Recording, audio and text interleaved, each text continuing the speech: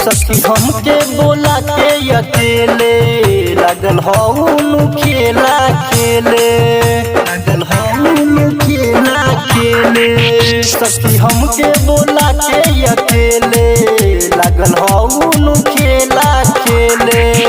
देखे रुपया 1000 कैला सयार पार देखे रुपया 1000 कैला सयार पार यार भागिल तक खींचे सखी डाल दिल सुना न बीचे सखी उड़हल ऊपर हम नीचे सखी डाल दिल सुना न बीचे सखी हम रहल नीचे ऊपर सखी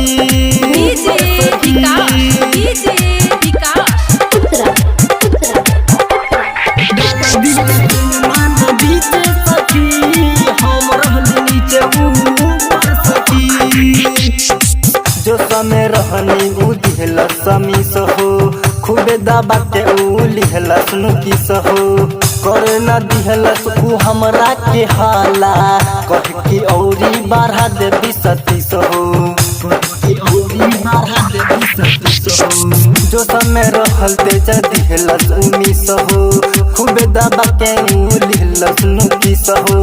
करे न दिहला उ हमरा के हाला कह की औरी बढ़ा दे 20-30 हो जब कैल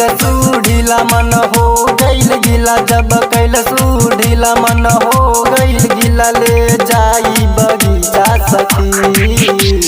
डाल दिल सुना न बीचे सखी उड़हल ऊपर हम नीचे सखी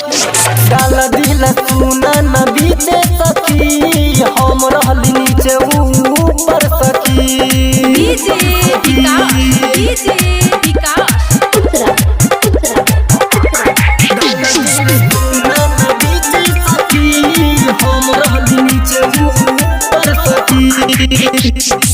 सोनू का मुध सब देखले होलीला टोपी के मुँह हम हरदम रहीला इज्जत अपन हम बचा के रखीला ई बात कसहु के हुसैन कहिला सोनू का मुध सब देखले होलीला टोपी के मुँह हम हरदम रहीला